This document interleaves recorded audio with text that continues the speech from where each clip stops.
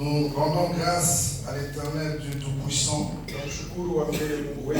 pour ce pays sérieux, que tout ce qu'il fait est sérieux. Si Dieu vous appelle à un endroit et convoque un rassemblement comme celui-ci, puisqu'il est tellement important, tout ce qu'il fait en ce lieu-là est important. Ça veut dire que ceux-là qui sont appelés sont aussi très importants. Parce que ce n'est pas n'importe qui vous a assemblé ici. C'est l'Éternel Dieu des armées. Amen. Je veux de mon cœur ce matin que l'Éternel vous bénisse. Oui, quand j'ai prié, je disais Seigneur, fais que je sois une bénédiction pour le peuple de Dieu. Je supplie toujours Dieu que quand je prêche, que ce soit ce canal par lequel Dieu peut guérir quelqu'un. Ce canal par lequel Dieu peut toucher quelqu'un et lui faire voir son péché, qu'il chante et qu'il marche dans la droiture devant Dieu. Et si quelqu'un était combattu par un esprit méchant, que ce soit ce canal par lequel Dieu passe pour apporter la délivrance. Je pense que c'est le genre de prière que Dieu exauce. Si l'exauce c'est là, c'est qu'il va le faire ce matin. Au nom de Jésus. Disons merci à Papa Georges. Profitons pour lui présenter aussi nos félicitations. Si vous ne le savez pas, nous avons suivi dans la plateforme de l'église. Papa a été sacré docteur en théologie.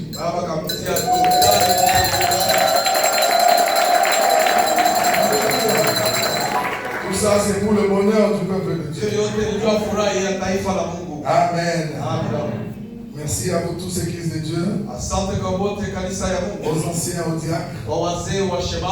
Merci pour la collaboration. Merci pour l'approche.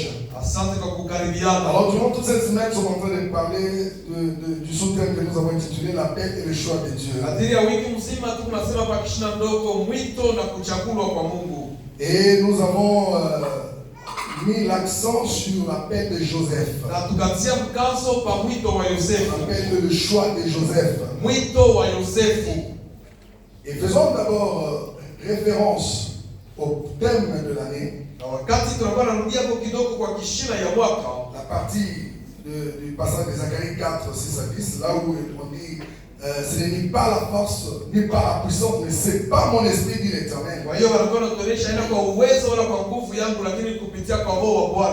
Nous nous sommes dit que Dieu est en train de nous montrer par là que lorsqu'il nous appelle et qu'il nous choisit, il ne compte pas sur notre force, il ne compte pas sur notre rang social, il ne compte pas sur notre niveau de vie, il compte sur son esprit. Wakati Mungu anatuita asitegamie kwa nguvu yetu wala kwa kujua kwetu, lakini anategamia kwa roho wake. Peut-être que vous êtes là. Basi hivi mko hapa. Dieu vous a choisi. Mungu alinichagua. Dieu vous a appelé. Mungu aliniita. N'ayez pas peur. Usiwe na boga. Parce que dans cette marche, mwenendo, c'est son esprit qui vous soutient. Ni roho wake atamsaidia. Alléluia. Amen. C'est pourquoi l'apôtre Paul dit j'ai pris tout par celui qui me fortifie. Donc Dieu compte sur son esprit. Et il nous aide à marcher dans l'appel qu'il nous a lancé. Et nous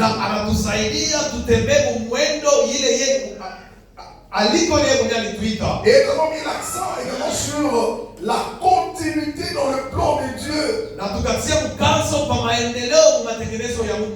Avec les hommes qu'il appelle et choisit dans chaque génération. Dieu, lorsqu'il vous appelle, vous commencez à exister aujourd'hui. Mais Dieu n'a pas commencé à exister aujourd'hui. Il existe depuis toute l'éternité.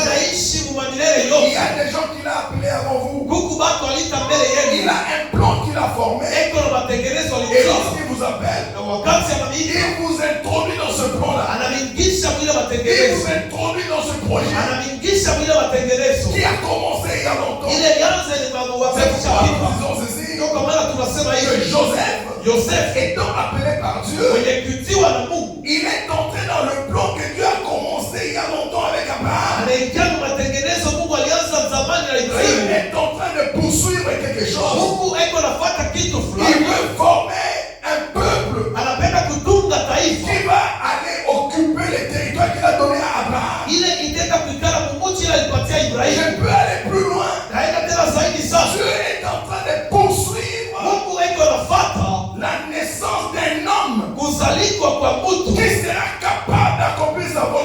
terre.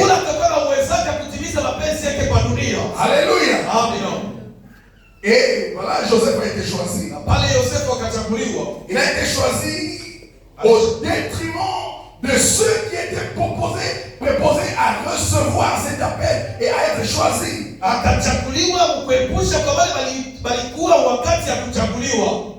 Lorsque son père devait bénir ses enfants, la Bible déclare, nous sommes dans Genèse chapitre 49, à partir du premier verset, Jacob appelle ses enfants, il est venu, je vais vous annoncer des choses qui vont arriver. Donc quand Dieu marche avec un homme, il annonce toujours des choses. Ce que nous sommes en train de vivre aujourd'hui, c'est le fruit de ce que Dieu a annoncé il y a longtemps. Le monde est soutenu par la parole de Dieu.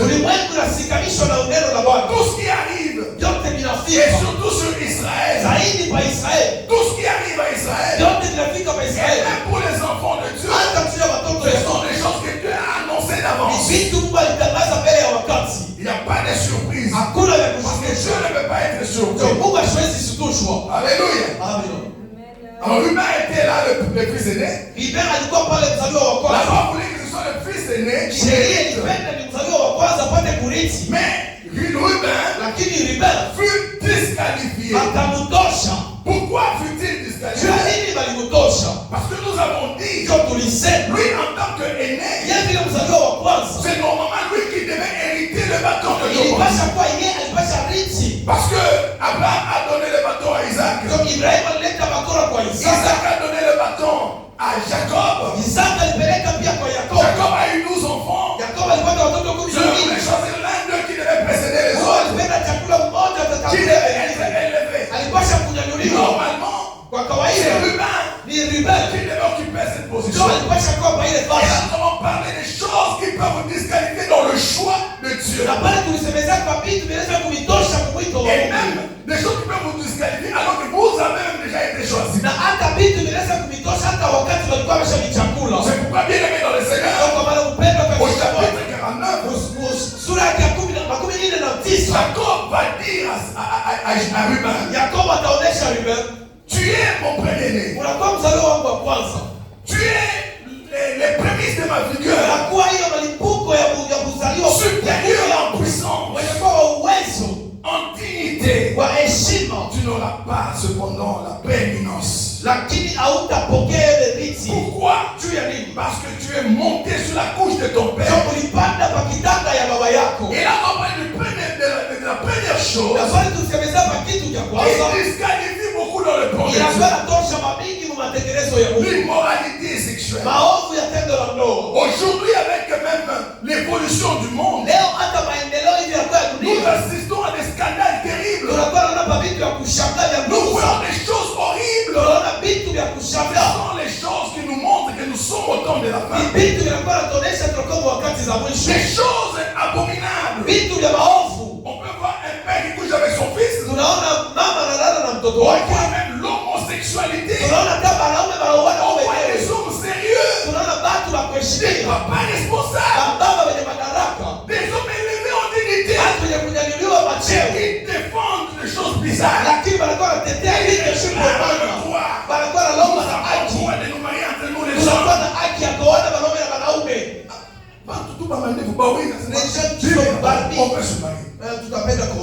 Des choses comme ça. C'est même entrer dans l'église. Il y a des églises qui bénissent les mariages homosexuels. Alléluia. Alors il y a l'immoralité sexuelle. C'est l'un des péchés qui attire la colère de Dieu. Ruben a été disqualifié. Et c'est moi-même Judas aussi. Il a aussi été disqualifié. Pourquoi? Lui aussi, un homme responsable. Son femme était décédée. On ne lui a pas interdit de se remarier. Et au lieu de se remarier, il est allé à la recherche d'une prostituée. En cherchant la prostituée, il a été piégé par sa belle-fille. Qui s'est déguisée. Il a commis l'inceste. bibi ya mtoto yake. Alléluia. Amina. Et ces choses se passent dans des vies. Vile vitu vinakuwa vinagawanya maisha. On s'est souvent retenu d'en parler clairement. Tunakuwa tunajizuiza kusema wazi. Et l'ennemi en a profité pour proliférer cela en secret. Adui akafanyikia ingie mote na tende On zaidi. peut voir les gens qui sont là respectueux, Tunaona watu wenye kuheshimiwa wako mais pale. qui vivent dans les cestes. Lakini walikuwa naishi bila Un matendo. père de famille, Baba wa mais chama qui sont avec sa belle-sœur. anakuwa anatoka na bibi ya mtoto Des yake. choses qui se font dans ce monde ici. Vitu vinakuwa nafanyika muhimu. Des choses qui énervent Dieu. Vitu vinakuwa nashirikisha Mungu. Dans les églises, Mumakanisa. on le voit dans les chorales, Tunakuwa naona hata on le voit mumakwaya. dans les groupes d'intercession, Tunaona hata mumaombaji. même parmi les pasteurs. Hata kati ya Il y a wapastori. des choses qui se font Kuko vitu vinakuwa qui nafanyika. énervent Dieu. Vinakuwa Il nashirikisha faut que Mungu. Dieu disqualifie certains. Naweza kusema Mungu atoshe. Quelqu'un qui commençait avec Dieu, Mtu alianza quelqu'un na qui montait mtu alikuwa à un anapanda. certain moment, Watu wa mafuraha. Dieu le met de côté. Parce que ce qu'il fait dans les Bila églises alikuwa anafanya katika siri. énerve Dieu. Inakuwa kumshirikisha Mungu.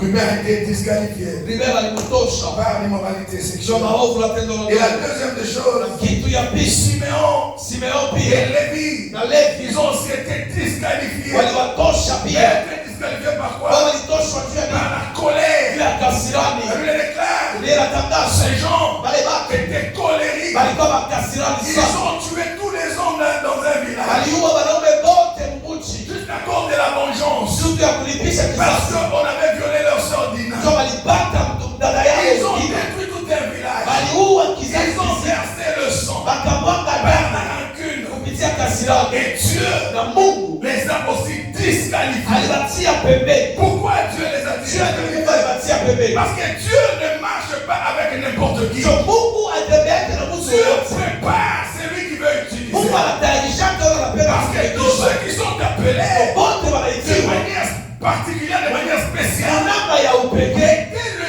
type de Christ. Inakuwa kuma aina ya Kristo. C'était des choses qui représentaient ce que Christ ferait pour Ni l'humanité. vitu vilikuwa naonesha kile Kristo atafanya juu ya Alors ulimwengu. il devait avoir une vie approuvée par Dieu. Alipaswa kuwa na maisha ya kupendeza Mungu. Et celui qui devait être choisi Na ule alipaswa chakuliwa parmi les 12, kati ya makumi na il mbili. était appelé à aller en Égypte Alitiwa kwenda Misri et à passer par la maison de na Potiphar. kupitia mchumba wa Potifa. Là, il y a une femme Pale panakuwa mke qui est disposée anakuwa tayari à faire tomber. ya kuangusha. Il y a des gens qui tombent alors qu'on ne les a même pas tentés. Huku batu walikuwa wanaanguka baya majaribu hata. Il n'est même pas contenté, il est déjà. Baba ya mjaribu lakini sio anaangukia hivyo. Ils sont les Ruben, Ni Bariban les Judas. na Juda. Mais Joseph, Lakini Yosef dans la maison de Potiphar, nyumba ya Potifa. sa vie même en danger par rapport à ça. Maisha yake ilikuwa Il mwatani. a refusé de trahir Dieu. Alikataa kumkosea Mungu. Quand tu vas plus loin, tu voyages, tu vas là où on ne sait pas que tu es chrétien. Unaenda kula mayote sio wogu Mkristo. Qu'est-ce que tu fais? Unafanyaka nini? Joseph était loin de sa famille, Yosefu alikuwa mbali na jamaa loin yake. des gens qui connaissaient son Dieu. Mbali na watu walijua Mungu wake. Et il a craint l'Éternel. Lakini aliogopa wa milele. Il a accepté de perdre le manteau. Alichika kupotesha kanzu yake. Toi, tu vas dire quoi? Wewe utasema nini? Non, non, j'avais accepté. Nilichika tu. Sinon, j'allais perdre le travail. Alipasha potesha kazi. Il a accepté de perdre le manteau. Alichika kupotesha Il a accepté kazi. d'aller en prison. Alichika kuja Et gereza. de pas trahir la race des élus. Alisikosea kizazi cha wateule. S'il le faisait, Ndio kama alifanya. il trahirait le plan de Dieu. Alipasha kukosea matengenezo ya Il Mungu. trahirait toutes les 12 tribus Alipasha d'Israël. kukosea vizazi 12 Dieu ya Israeli. se fâcherait. Mungu alipasha C'est lui qui shirika. devait porter la responsabilité de tout le peuple. Yeye alichukua madaraka ya taifa mzima. Alléluia. Amina. Beaucoup de gens Watu wa mingi ont détruit leur ministère aliharibisha mahuduma par yake. la colère. Tutu ya kishirani. La colère. Kishirani. Et nous avons dit Tulisema que des fois ce sont des liens mara nyingine kwa ni vifungo qui s'établissent dans le bien. vinakuwa najitia mu Tu es maisha. un serviteur de Dieu, Unakuwa mtumishi wa mais tu Mungu. n'as pas de maîtrise. Lakini hauna la Tu es kujivumilia. un serviteur de Uko Dieu. mtumishi wa Mungu. Même quand il faut que tu réalises, la colère vient vite. Hata kama unafanya kitu fulani lakini kasira inakuwa mbio. Parce que c'est ça, on les voit à la vie par exemple de Moïse. Wakati tutapima kuona maisha ya Par Musa rapport à la colère. kwa matana na Un kisira. homme si puissant, Mtu wa uwezo ya un homme nini? que tu as Mtu utilisé, wa Mungu alitumikisha. par qui tu as opéré des miracles. Kupitia yeye Mungu alifanya Il y avait ishara. des choses Alifanya avec vitu. le Seigneur, Alifanya vitu pamoja na mais il Bwana. avait une faiblesse. Lakini alikuwa na udhaifu. La colère. Kisirani. Il n'a pas su traiter sa colère. Asikuweza kuchunga Il ile n'a pas kisirani su yake. couper les liens de la colère. Asikuweze kukata ile kifungo Et cha cette kisirani. colère-là Na ile kisirani l'a amené jusqu'à des à Dieu. Ilikupeleka akose kutii Mungu. Et il a raté d'arriver à la terre promise. Na alikosa kuingia mlolongo ya malako. Dieu ne blague pas. Mungu achezeshaki. Dieu est tellement sérieux dans ses principes. Mungu anakuwa sérieux kubiote bila kwa. Il kwa. dit que non, Moïse quand même. J'aimerais sema Musa. Il a fait 40 ans dans le désert pour la première miaka 14 mjangwa. Plutôt chez son beau-père. Alifanya kwa Jethro kula likao hapo sana. Il est rentré. Il a souffert, il a risqué sa vie en allant affronter Pharaon. Aliteseka mbele ya Pharaon. Non. Hapana. Dieu dit, hey, tu as fait ça. Unafanya vile. Tu ne vas pas entrer. Hautaingia mkarama. Tu peux perdre le ciel. Unaweza potesha mbingu. Juste à cause d'un péché que tu as traité. Tutu ya zambi leo unalinda mzuri. Alléluia. Amen. Et quand on essaie de voir kama unapenda kuona d'où lui venait cette colère. Kule kasirani ilitokea. Je me suis dit certainement. Nikasema kwa hakika. Il a hérité ça de son père Lévi. Alirithi kwa baba yake Levi. Il est de la lignée de Lévi. Ndio anakuwa mkizazi kwa wale. Même son frère Aaron. Hata ndugu yake Aaron et Marie sa sœur. Na Maria dada yake. C'était aussi colérique. Par contre, babake Ils se sont fâchés contre Moïse. Bashirikia Musa. Dieu les a même frappés. Mungu akawapiga. La colère était familiale. Kasirani ilikuwa chama. Moïse, qu'est-ce qu'il pense? Musa anazania Il nini? a que tu parles, que tu Donc parles. kupitia tu yeye Mais pas par moi, si Dieu parle. Mungu anaweza kusemezea. Dieu les regarde. Mungu anaangalia. Écoutez, Mushikie. si je peux parler pour les prophètes, les autres prophètes, Kama inaweza semezea kwa wanabii wengine wote hao. c'est par des songes. Ni kupitia tu mandoto ya kusemezea. Tu dois dormir. Mais là, je vais te parler. Il n'est pas ainsi de Moïse. Lakini haina vile na Musa. Quand je lui parle, Kama namsemezea. c'est comme un homme parle avec son ami. Sasa ni mtu anazungumza na rafiki pose yake. la question, Ananiswali na Mungu anajibu. Dieu l'a justifié. Mungu alikutetea pale. Alléluia. Amen. Alors bien aimé dans le Seigneur, Pendwa katika Bwana. regarde ta colère. Angalia kasirani. Elle vient d'où? Na inatokea wapi? Nous avons parlé aussi Tulisemezea de pia David. ya Daudi. L'homme selon le cœur de Dieu. Mtu kwa matendo na moyo wa Mungu. Un homme que Dieu aimait. Mtu ambaye Mungu Que alipenda. Dieu a choisi. Mungu alichakula. Un homme selon le plan divin. Mtu kwa matendo na matengenezo ya kumbingu. Mais terrible par rapport aux femmes. Wa mastajabu kwa mwanamke. Ah voilà, pas le truc là-bas. Angalia bibi wenyewe kule. Non. Faut prendre. Faut ni mbebe. Il prend la femme d'autrui. Anabeba tu wenyewe. Et puis, on est des arrêtés là. Kama hicho hapa. Le péché engendre le péché. Ile dhambi inazalaka pala dhambi mwenzake. Tu as commis le péché. Usifanye kusharati. Réponds-toi. Shutubu. Dis non. La femme ici elle va mettre au monde. Mara tazalo. Et on va dire que voilà ce que le roi a fait. Sema garabu kufanya na fanya. Il faut éviter ça. Pasha mikati Je vais guérir. Faut muwe kwa yake chose hiyo. va être caché. Mambo itasimamia Il hapa. a essayé de cacher ça. Anapima kufuchika tena. Il fait revenir Uri d'abord du champ de bataille. Ananurisha ili kukula jambo la vita. Il l'amène à la maison. Anapeleka kunyumba. Va d'abord chez toi. Wende mbele kwako. Pour qu'on ne sache pas d'où est venue la grossesse. Ndio bashirie kule mimba inatokea. Celui-là aussi. Na yeye pia. Au lieu d'aller chez lui. Kama yeye kwenda kwako. Non, l'Éternel est vivant. Bwana ni wa uzima. Nitabaki hapa. Il a énervé David. Anamshirikisha Daudi. Son plan est chaud. Batekeleza Daudi kashindwa. Et il est obligé de concevoir le père qu'il allait mourir alors. Alikuwa alikazisha afanye ile Il batekeleza est mort kwa. au fond. Akakufa kule shamba la vita. Et l'enfant est né. Na mtoto akazaliwa. Mais Dieu l'a frappé. Lakini Mungu akamupiga. Alléluia. Amen. Dieu l'a frappé. Mungu alimupiga. Il y a une inceste dans sa maison. Kwa inceste kunyumba yake. Même son propre fils. Hata mtoto yake Absalom. Il a pris les femmes de son père. Alibeba bigo baba Il a yake. couché avec elle en public. Mbele ya watu wote. Quelle humiliation. Inakuwa ni haya kani. Attention avec les choses qui peuvent nous disqualifier. Kebange na vile vitu vinaweza kututosha. Et nous avons dit cela, comme ça n'a pas été traité dans la famille, Tulisema vile haikupatiwe c'est chifu d'aller jusqu'à Salomon. ikafika hata kwa Il est Salomo. allé mettre le comble. Yeye anaenda kuyaja sasa kwa yote. Lui va officialiser cela. Yeye ndio sasa taifashisha na kwa officiel. 700 princesses pour épouse. Basa ba malkia 700 anababeba sasa bibi. Est-ce qu'il les connaissait d'abord tous? Eti alikuwa anabachua wote wale. Il va ajouter 300 concubines. Kisha anaongeza tena bakala wengine 300. Et puis il nous donne des leçons. Kisha anakuwa analeta mafundisho vyote vya kufanya. Toutes ces femmes-là, Wale wanawake wote la wale. Bible dit l'homme quand il a vieilli, Ndio sasa wakati c'est alisema vraiment incliné son cœur vers les wale idoles. wanawake wakakuza moyo wake nenda mbali kwa Mungu La sana. sagesse qu'il a eue, Ingawa mwingi ya hekima alikuwa nayo. il a adoré les dieux. Aliabudu masanamu. C'est bien là est très mauvais. Alors, c'est Ile bien là est très mauvais. kifungo ilikuwa mbaya Ah, sana. je me suis dit certainement, Nikasema kwa hakika c'est venu les Judas. Ilitokea kule kwa Yuda, Leur ancêtre. kambo yako. Alléluia. Heureusement pour nous, Eli juu yetu nous avons quelqu'un tuko na mtu qui mmoja peut nous aider à briser ce lien. anaweza tusaidia kuvunja ile, Il peut nous aider à couper ce anaweza lien-là. tusaidia kukata ile vifungo. Jésus de Nazareth. Yesu Kristo wa Nazareti. Elle n'avait pas un nom Baba kwenda chini qui pouvait les aider à couper ce lien. iweza wasaidia Mais nous avons quelqu'un lakini sisi tuna mtu qui a effacé ule alizimisha l'acte dont les ordonnances nous condamnaient et qui subsistaient contre nous. neno ambayo barua ilikuwa na tuhukumu ilikuwa juu Et yetu, il l'a détruit alipomono en le clouant à la croix. kuisulisha kumsalaba. Alléluia. Amen. Donc, nous n'avons pas de raison. Si hatuna na sababu, Nous devons travailler notre cœur. tunapasha tumika Parce sasa que Dieu moyo. regarde au cœur. So Mungu anaangaliaka Il y kumoyo. en a qui fournissent des efforts. Tu wengine wanakuwa wanafanya nguvu Pour yote. être responsable, il faut qu'ils travaillent. Ndio mwongozi wake wanasema huyo anatumika.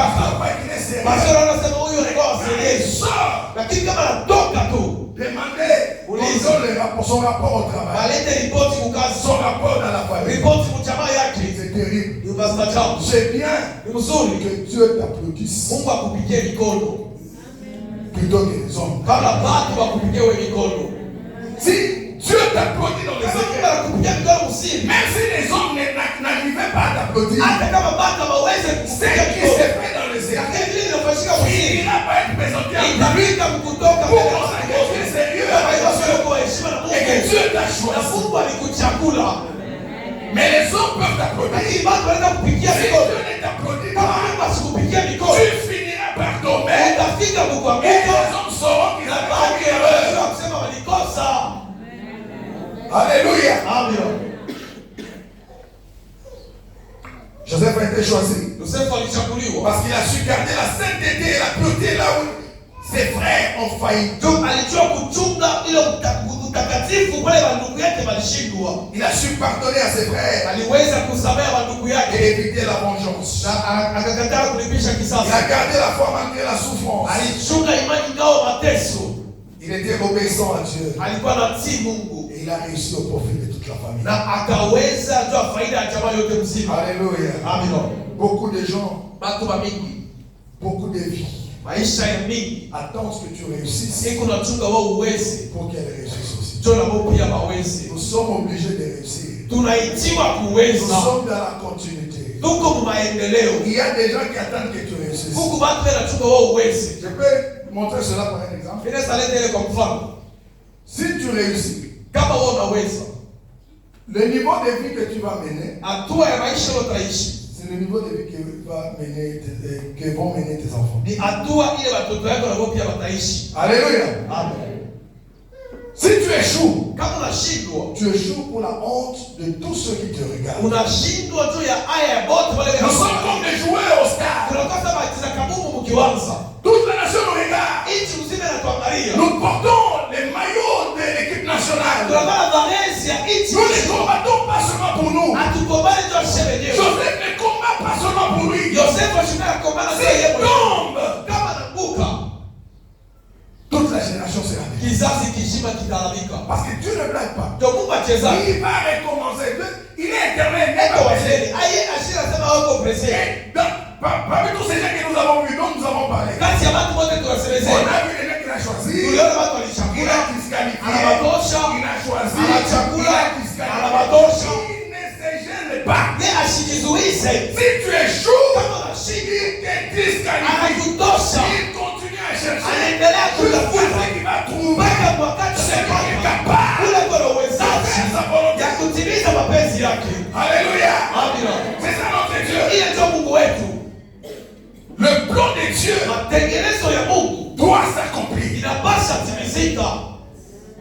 Que tu échoues ou pas, Ushindwe wala hapana, lui va accomplir son yeye plan. atatimiza matengenezo Il yake. t'a choisi. Il Alikuchagula, t'a fait bénéficier. anakufaidikisha, Il t'a fait participer à sa gloire. unakuwa naingia utukufu Tu wake, n'es pas indispensable. lakini auepushwe,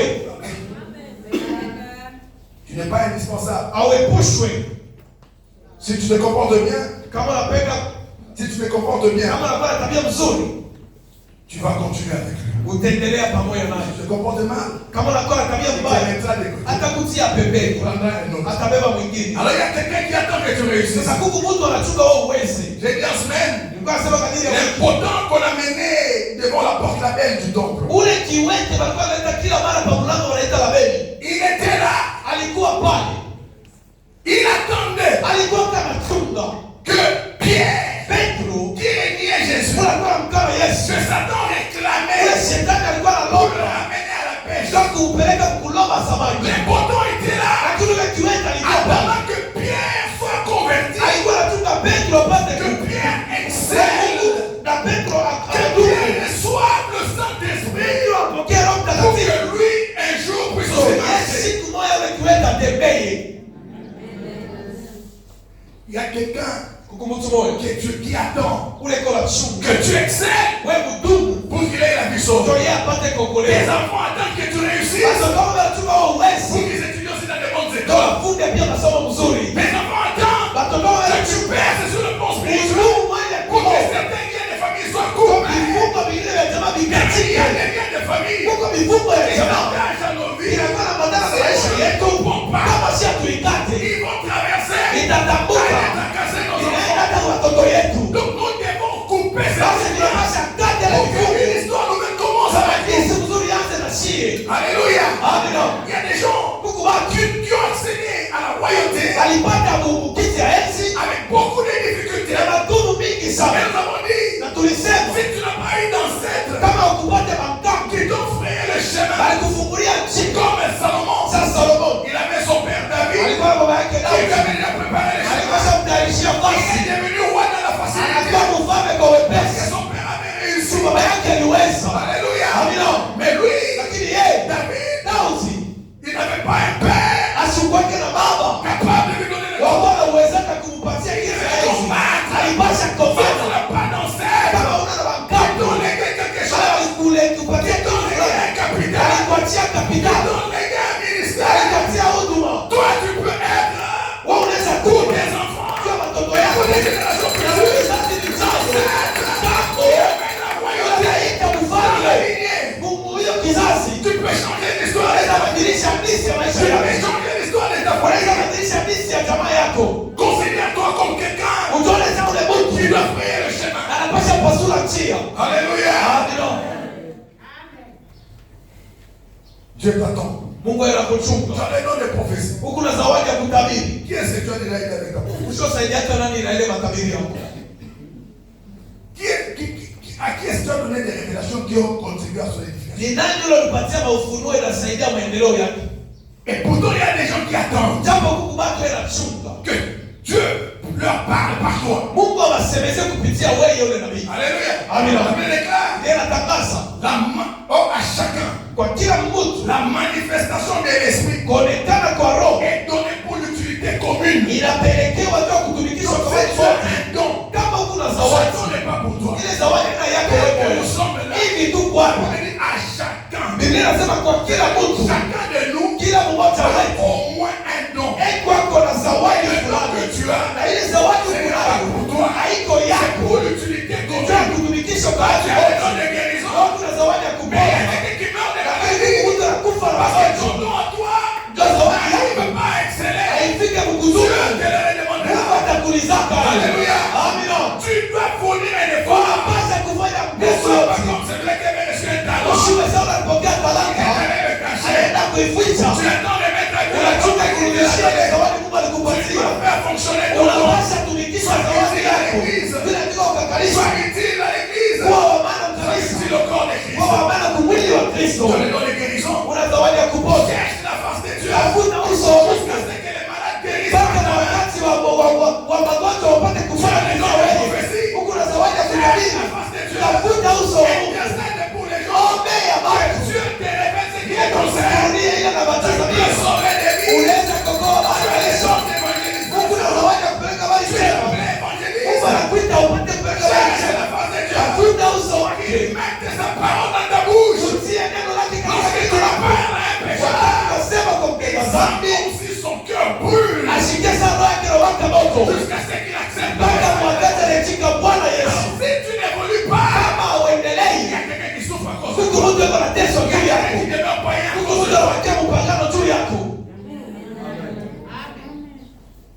Alors aujourd'hui, nous voulons terminer avec le sous-thème que nous avons intitulé Jésus, le choix parfait de Dieu. Alléluia. Amen. Jésus, le choix parfait de Dieu. Nous sommes en train de parler de la continuité. Je Nous allons lire quelques passages. Je voulais que nous puissions lire Matthieu chapitre 17. Matthieu chapitre 17. Tout ce que nous avons dit en semaine, c'était dans Genèse chapitre 48, verset 1 à 3. Genèse 49. Et d'autres passages également. Maintenant, nous allons lire Matthieu chapitre 17. À partir du premier verset.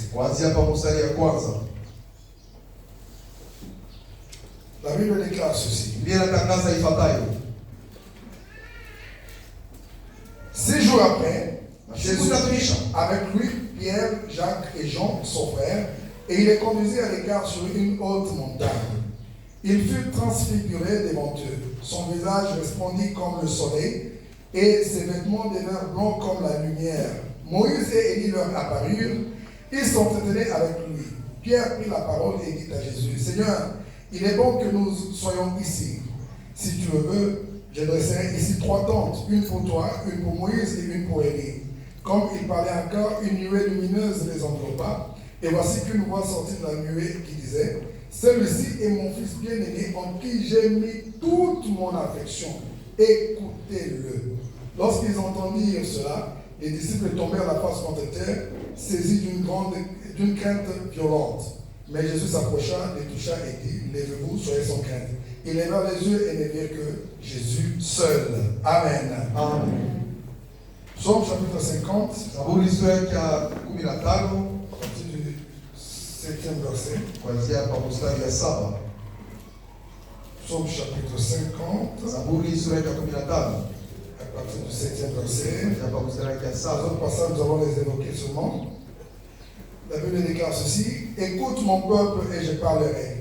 Israël, et je témoignerai contre toi. Je suis Dieu, ton Dieu. Ce n'est pas pour tes sacrifices que je t'ai fait des reproches. Tes holocaustes sont constamment devant moi. Je ne prendrai pas un taureau de ta maison, ni des boucs, ni tes bergeries, dans tes bergeries. Car tous les animaux de la forêt sont à moi. Toutes les bêtes de montagne par milliers. Je connais les oiseaux des montagnes. Et tout ce qui se meut dans les champs m'appartient. Si j'avais faim, je ne te le dirais pas. Car le monde est à moi et tout ce qui le remplit. Est-ce que je mange la chair du taureau? Est-ce que je bois le sang des boucs? En sacrifice à Dieu, offre la reconnaissance. Accomplis tes vœux envers le Très-Haut. Acclamons la parole du Seigneur.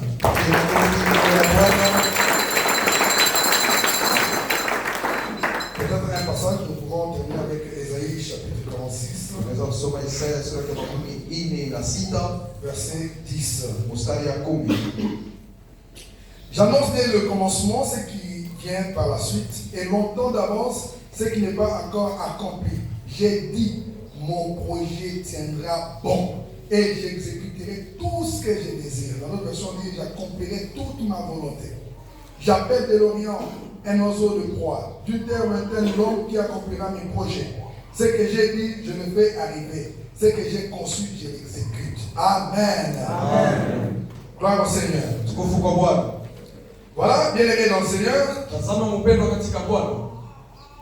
Aujourd'hui, nous voulons parler du choix parfait.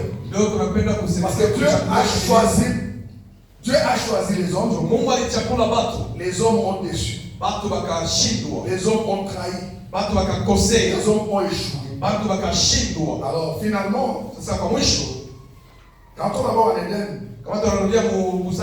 qu'est-ce qui s'est passé? Dieu a son plan, son projet.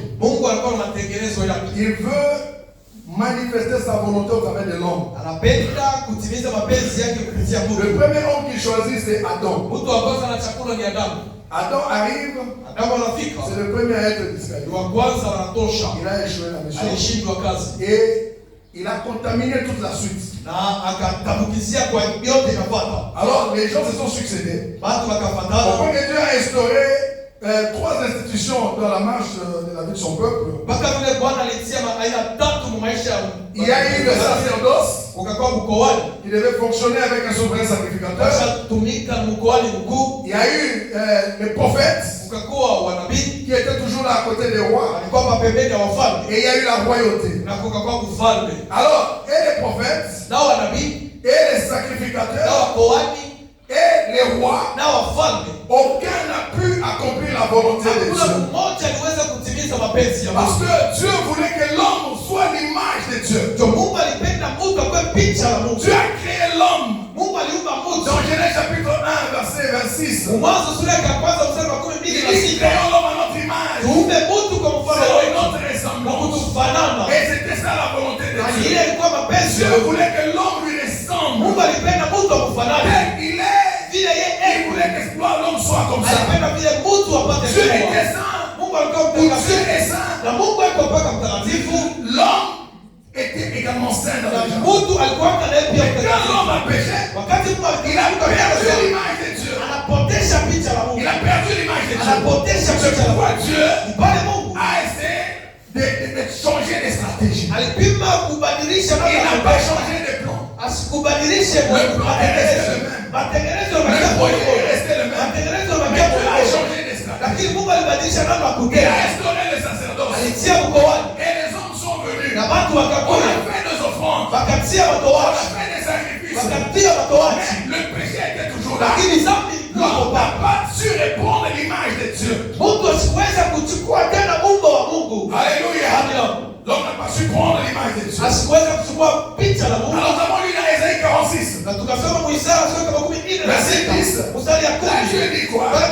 Il dit, j'annonce que le commencement, ce qui n'est pas encore arrivé. Et longtemps d'avance, ce qui n'est pas encore accompli. J'ai dit, et mes arrêts subsisteront.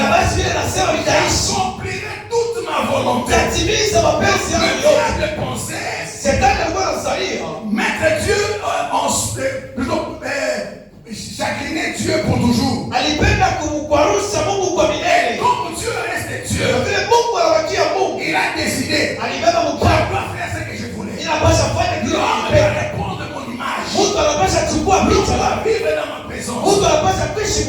Alléluia. Alors, on a cherché. Quel est cet homme qui pouvait faire la volonté de Dieu? Élevé dans le Seigneur. Nous arrivons jusqu'au temps de Moïse, jusqu'au temps de l'église primitive. Les gars de Jean, ils pleuraient parce que cette mission n'était pas facile. Qui pouvait accomplir pleinement la volonté de Dieu? Parfaitement la volonté de Dieu. Jean était en train de pleurer. Dans le ciel, personne. Sur la terre, personne. Sous la terre, personne. Il était question de la dignité. Qui est digne? Qui est capable? Tous étaient déjà souillés. Alléluia. N'ayant trouvé personne. C'est pourquoi dans Hébreux chapitre 10, Jésus va dire, tu n'as voulu ni sacrifice ni offrande, mais tu m'as formé un corps. Tu n'as voulu ni holocauste ni sacrifice. Et j'ai dit, voici je viens dans ce rouleau du livre. Il est question de moi pour faire, oh Dieu, ta volonté. Les hommes ont échoué de faire ta volonté. Le premier homme a échoué de faire ta volonté. Alors Jésus dit, voici je viens. Maintenant on va mettre un terme à cette histoire. Je viens pour faire ta volonté. C'est pas un descend sur la terre. La Bible déclare, Jean le présente, la réunion de Dieu. kondoo wa Mungu. Hakuna mtosha dhambi mulimwengu. Ule mwana kondoo alitayarishwa kabla ulimwengu ipate kuwa. Basi Mungu asikushughulishe.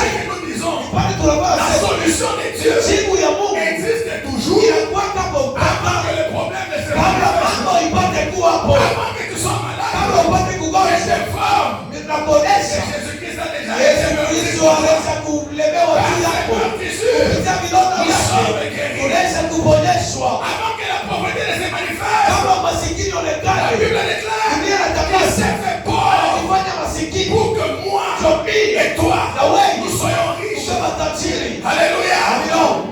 Donc la solution jibu existe iko hapo avant le problème. Ile mambo ikuye. Mambo karibu na wewe asubuhi. Que Dieu ne peut pas résoudre. Ile Mungu hawezi kujibu. Jésus est la solution. Yesu ni jibu à tous les problèmes. mambo yote de l'humanité. ya ulimwengu. Il est venu. Anakuja. Pourquoi? Juu ya nini? Parce que les sacrifices ont échoué. Ndio masadaka ilishindwa. Le peuple avait commis l'erreur. Taifa ilifanya makosa. La Bible déclare. Biblia inatangaza. Dans Matthieu 5:17. Mathayo sura ya 5 Ne pensez pas que je sois venu usizanie sasa nilikuja pour abolir la loi ou les prophètes. ya kuharibu masheria na wanabii. Non, je ne suis pas venu abolir la loi. Sikukue kuharibu Je ne suis masheria. pas venu abolir les prophètes. Sikukue kuharibu manabii. Je suis plutôt venu Lakini nilikuwa accomplir juu ya kutimiza la loi sheria et les prophètes. na wanabii. Ce qui était mal compris, Ile walielewaka ce qui vibaya. était mal accompli, Vile alikutimizika tena zaidi. Jésus est venu faire conformément à la volonté de Dieu. Hiyo Mungu alikuwa kufanya kuambatana na mapenzi. Nous avons lu le psaume 50. Tulisoma Mzaburi sura ya Qu'est-ce qu'Israël faisait? Ni nini Israeli ilikuwa inafanya? Israël s'est habitué au sacrifice. Ilizoea sadaka. Alléluia. Amina. Israël faisait quoi? Israeli alikuwa anafanya nini? On pêche. Wanatenda dhambi. On a des troupeaux. Wanaenda kutafuta bakondoo. Nous allons prendre une brebis. Abeba kondoo moja. On va aller offrir. Naenda kutoa. Dieu va enlever les péchés. Mungu ataondosha Est-ce dhambi. que c'est ce que Dieu voulait? Ni ile Mungu alipenda. Alors le peuple était là, Sasa taifa ilikuwa pale. péchant. Alikuwa anatenda dhambi. Kama wanatoa. Ce n'était pas ça la volonté. Haikuwa ile mapenzi ya Dieu Mungu. voulait qu'il change. Alipenda wabadilike. Donc il présente l'image de Dieu. Baoneshe picha la Mungu. Mais eux, Lakini wao ils en ont fait des habitudes, des rituels. ikakuwa zoezo. C'est pourquoi Dieu leur dit, Ndio maana Mungu anaonesha Israeli. ce n'est pas pour des sacrifices que tu t'es fait des remarques. Haiko ndio masadaka alikuwa na kuamakiwa. Parce que tu es, en tout cas par rapport aux offrandes, Kwa matendo na kumatoaji. Wewe hakuna. des holocaustes sont là constamment devant moi. Masadaka yako kwa mbele yangu. Je ne prends point plaisir. Jifurahi tena nayo. Il dit, si j'avais faim, Kama nilikuwa na njaa, je ne te le dirais pas. ili Les kushukurisha. oiseaux, tous les animaux sont comme moi. Banyama bote ni baba. Les oiseaux sont comme moi. Bandeke ni baba. Tu pêches, Kama unataka dhambi, tu vas tuer quelque chose de unataka toi. kwa kitu Et unanipelekea. c'est ce qui va calmer ma colère. Kashimisha kasirani yangu. Israël a échoué Israeli alishindwa avec ses sacrifices. na masadaka Et yake. Jésus est venu. Na Yesu anakuja. L'agneau de Dieu, Bwana kondoo sans tâche. bila kosa. On l'a vérifié. Wanamtazama. Pilate a regardé. Bila Il kuangalia. a trouvé qu'il n'avait pas de défaut. Afuka hasira na makosa. On l'a regardé. Angalia. Les pharisiens ont cherché. Farisayo wanatafuta. Où est-ce qu'on peut trouver la faute? Unaweza fanya kosa wapi On kwa n'a pas kuchomea? trouvé. Hawakupata. C'était bien lui l'agneau de Dieu. Sio ndiye Bwana kondoo. Il n'avait pas de faute. Ndani yake kukwe Il kosa. était digne Alikuwa na pour zaidi nous sauver. ya Et quand kutuokoa. il a fait son sacrifice, Wakati alikuwa son sadaka yake, sacrifice a été accepté. sadaka yake ilikubali. Le sacrifice a été accepté. Ilikubaliwa. Bien-aimés dans le Seigneur, Pendwa katika Bwana. nous avons été sauvés. Tuliokolewa. Nous avons été rachetés. Tulikombolewa. La colère de Dieu a été apaisée. Kasirani ya Bwana Et ilituliza. ces jours-là, Na ile siku à la montagne de la transfiguration, mlima ya kubadilika. à la transfiguration, Ndio kubadilika. la Bible déclare, Ndiye anatangaza. ils étaient là, Alikuwa pale Pierre, Petro, Jean Yohana et Jacques. na Yakobo. Ils étaient là à la montagne. Alikuwa pale mlima. Jésus était en train de prier. Yesu alikuwa naomba. Et tout d'un coup, on a vu que son visage était Kwa transfiguré. ghafla wakaona uso wake Il était unabadilika. couvert de la gloire de Dieu. Alikuwa kuzungukwa na Il y utukufu. en a vu à ses côtés Ngine kukuume. Moïse. Musa, barabara pembeni yake Musa. Moïse qui représentait la loi. Musa alikuwa anaonyesha sheria. Il était à ses côtés. Alikuwa pembeni yake. Et de l'autre côté, Ngambo ingine c'était Élie ilikuwa ni Eli. qui représentait les prophètes. Alikuwa anaonyesha wanabii. En Israël, Kwa Israeli, Dieu parlait par les prophètes. Mungu alikuwa anaweza kupitia sheria na wanabii. Alors il consultait la loi, Alikuwa anatazama il sheria. consultait aussi les écrits des prophètes. Anaweza pia upande wa la volonté de Dieu. Kwa kujua mapenzi ya Alors Mungu. ces jours-là, Sasa ile siku Jésus est venu. Yesu anakuja. La loi ayant échoué, Sheria ikashindwa. les prophètes ayant échoué, Wanabii wanashindwa. à la montagne de la transfiguration, Ils apparaissent là. La loi, le prophète et Jésus. Alors Pierre regarde. Il a senti quelque chose de particulier. Il a senti que c'était beau. Il dit Seigneur, il est bon. Que nous restions ici. Je dresserai 3 tentes. Une pour toi. Une pour Moïse. Une pour Élie. À notre terme. Quand j'étais en train de réfléchir, je me suis dit, c'est que Pierre était en train de dire ceci à Jésus. Vous êtes là. Maintenant vous êtes complet. La loi est là. Elle va continuer à parler. Nous allons continuer à écouter. Les prophètes sont là. Ils vont continuer à nous parler. Nous allons continuer à écouter. Toi aussi Jésus, tu es là. Alors, parle aussi. Nous allons écouter. Dieu a vu qu'il y avait un danger. Le temps était passé. La Bible déclare. La loi n'était qu'un pédagogue. Il conduisait le peuple jusqu'à Christ. Et les prophètes, ils parlaient de Christ. Alléluia. C'est pourquoi il a dit, je viens dans ce rouleau. Il est question de moi. Alléluia. Donc la loi et les prophètes étaient en train de dire à Jésus. Parce que la Bible dit qu'ils s'entretenaient. Ils disaient quoi? Moi je me suis dit, peut-être que la loi disait, Seigneur, moi, je n'étais qu'un pédagogue. Maintenant que tu es là, moi je dois m'aider. Les prophètes disaient aussi, nous on parlait de toi. On annonçait ta venue. Mais Pierre voulait entendre tous. Alors Dieu voyait cela. Il voulait terminer le doute. Une fois ces filles entendre du ciel. Ils étaient 3. Mais la voix dit, celui-ci est mon fils bien-aimé, en qui j'ai mis toute mon affection. Faites quoi? Écoutez. Vous avez écouté la loi. Vous n'avez pas été sauvé. Vous avez écouté les prophètes. Vous n'avez pas été sauvé. Mais pour l'instant, celui-ci peut vous parler. Celui qui a les paroles de la vie. Lui qui parle.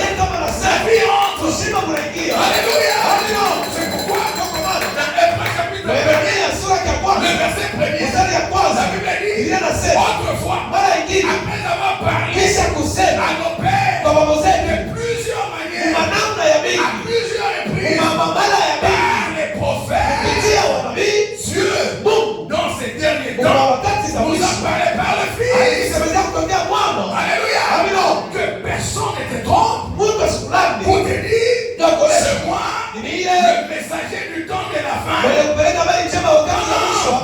Dans ces derniers temps, Dieu nous a parlé par le Fils. Il n'y a pas un messager spécial. Quelqu'un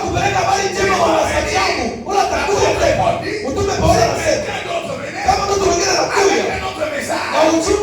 Celui que nous vous avons annoncé, qu'il soit anathème, bien-aimé dans le Seigneur.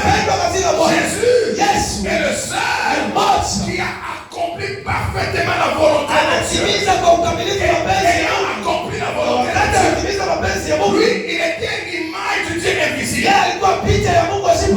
Alléluia. La Bible déclare, en lui, habiter corporellement. Non, mais on ne dit pas habiter. En lui habite corporellement toute la plénitude de Dieu. Corporellement. Quand on voyait Jésus, corporellement, toute la plénitude de Dieu. Dieu le Père, Dieu le Fils, sa puissance, sa gloire. Il n'est pas comme les prophètes de ce monde. Alléluia. Il est la parole de Dieu. Jean dit ceci. Au commencement était la parole. Et la parole était avec Dieu. Et la parole était Dieu. Elle était au commencement. Et toutes choses ont été faites par elle. Rien de ce qui a été fait wake mlikuwa uzima. Na uzima ulikuwa nuru ya watu. Na hiyo neno ilikuja kwa wao, lakini wao hawakuitika. Lakini kwa wote walimpokea. Kwa wale wanaamini kwa jina lake, wanapatia mamlaka ya kuwa watoto wa Mungu. Na ibada wanazaliwa hapana kwa mapenzi ya Mungu wala kwa mwili, lakini kwa mapenzi ya Baba. Kwa maana Mtume Paulo wa Roma sura ya 12 anasema hivi, vitu vyote vinapendeza kwa wale wanapenda Mungu na wale wanaisiwa kwa matendo na matengenezo yake. Wale walimjua mbele, aliwatangulia ya kufanana kwa picha ya mwana wake. Wana wake kwa picha tulipotesha Mungu zake. Mungu alikuwa tayarisha kwa kufanana na mwana wake. Tupate kurudisha picha ile tulipotesha Mungu ndani ya Yesu. Unatiliwa upya, unatiliwa upya, unatiliwa upya. Unarudisha mapicha yako. Unakuwa mwana wa Mungu. Nafasi ya kutawala ndani ya Yesu. Hauko tena mtenda dhambi. Unaitwa mtakatifu. Haiko tu yako, lakini juu ya vile Kristo alitimiza msalaba Golgotha. Upendo katika Bwana hauna mwisho wote. Uko picha la Mungu. Yesu alikutia upya. Yesu alikutia upya. Kama kubafia njema, naona kwa sababu afya njema tunapaswa kufanana. Kama Yesu ana uwezo, tunapaswa kuwa uwezo. Tunapaswa kufanana. Kama Yesu mtakatifu, tunapaswa kuwa mtakatifu. Tunapaswa kufanana. Haiko kwa nguvu wala kwa uwezo, lakini kupitia Roho wake anakupatia uwezaji ya vitu yote ile. Mungu abariki neno lake.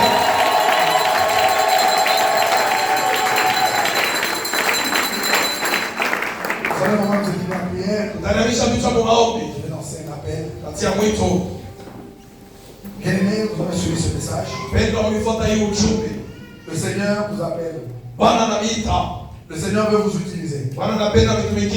Il veut vous démarquer de ceux de votre famille. Mais il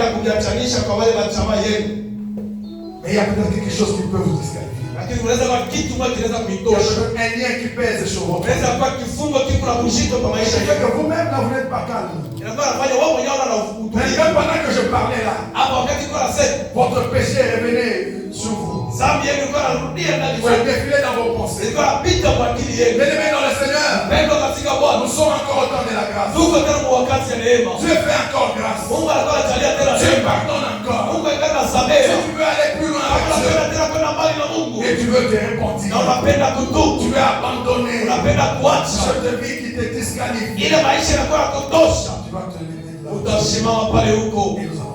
nous allons prier. On va implorer la grâce. Le Seigneur ton Dieu te veut. Tu manques peut-être la capacité. Tu as la volonté, mais tu n'as pas la capacité. La force te manque. Jésus veut te faire du bien. Jésus veut te faire du bien. Mais continue pas à pécher. Il y a cette génération qui attend que tu réussisses. Il y a des gens qui attendent que tu prospères. Merci à vous qui vous levez. Bon, Dieu vous voit. Je déclare aujourd'hui, si vous entendez sa voix, n'acquisez pas votre cœur. Le Seigneur frappe à votre part. Le Seigneur vous réclame. Il veut que tu abandonnes cette vie. Il veut te oindre. Il veut que tu sois cet instrument dans sa main. Christ a déjà payé le prix. Par son esprit. Tu vas y arriver. Le plan de Dieu est le meilleur. Continuez à vous lever. Et si vous êtes là, vous n'avez jamais donné votre vie à Christ, en suivant ce message, vous Vous avez senti que vous pouvez maintenant prendre la décision et donner à Jésus votre vie. Pour que vous deveniez aussi enfant de Dieu. Vous allez vous tenir debout. Gloire au Seigneur. Merci. Je vais laisser le micro à papa. Il va prier pour tous ces bien-aimés qui sont debout. Les uns se repentant et d'autres donnant leur vie à Christ. Si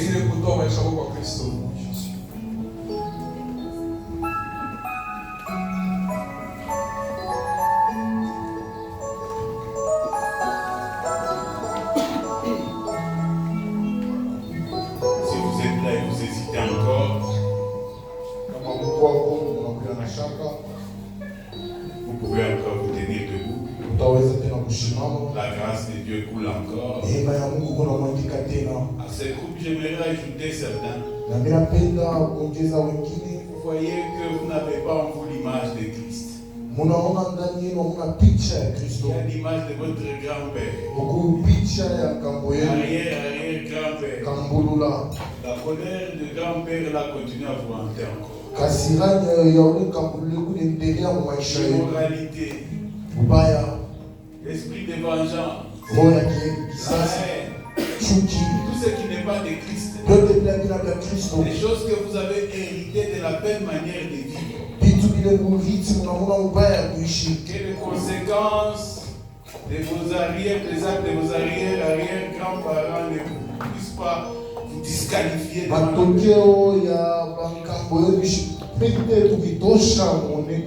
pas nos pères ont péché, ils ne sont plus, mais nous subissons les conséquences de leurs actes.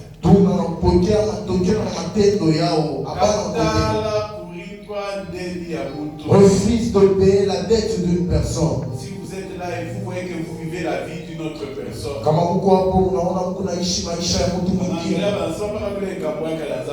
je dis c'est ce que son grand frère faisait. Vivez votre vie. L'âme qui paie, c'est celle qui mourra. Amen. Alléluia. Amen. Yahweh, notre Dieu, notre Père. Seigneur, c'est avec joie ce matin, ensemble avec les cieux qui se réjouissent, nous voulons bénir cette moisson ce matin. Ceux qui d'abord n'ont jamais accepté Jésus-Christ et qu'à la suite de cette parole, ils ont écouté comme les disciples. J'aimerais confirmer ici qu'ils ont la vie éternelle. 2, ils sont passés de la mort à la vie. 3, ils ne seront point jugés.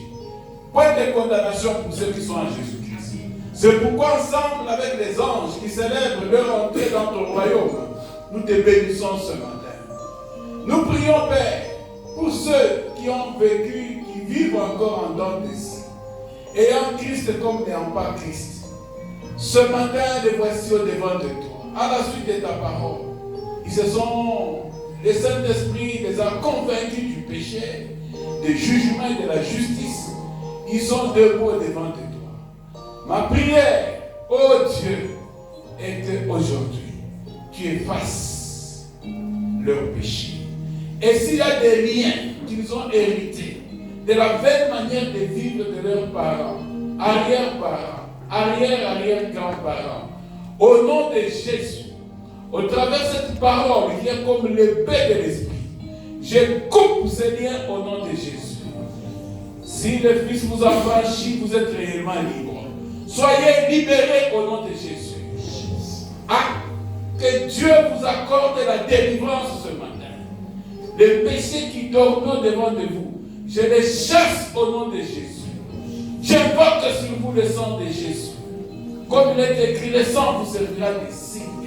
Même si vos péchés ont été rouges comme des cramoisis, même si ce sont des péchés multigénérationnels, même si ce sont des péchés héréditaires, par le précieux sang de Jésus, je vous proclame saint au nom de Jésus. Vos péchés ont été effacés au nom de Jésus. Si vous avez subi même les conséquences de vos péchés, autrefois, Seigneur, Ta parole est le remède. Ta parole est un médicament. Que les conséquences de leur péché, une maladie issue du péché en derrière, Seigneur, ce matin, que par tes meurtrissures, accorde la guérison immédiate, instantanée à tes enfants au nom de Jésus. Merci Saint-Esprit de prendre cette parole et de la confirmer. Donne le témoignage, Seigneur, oh Dieu, à tous ceux qui sont humiliés devant toi, qui sont venus devant de Dieu, un Dieu tout-puissant, et que c'est Dieu, bon et miséricordieux, a entendu les cris de leur cœur et est venu à leur secours. Je les bénis et bénis ton Saint-Nom et bénis ce message puissant. Au nom de Jésus, nous avons prié. Amen.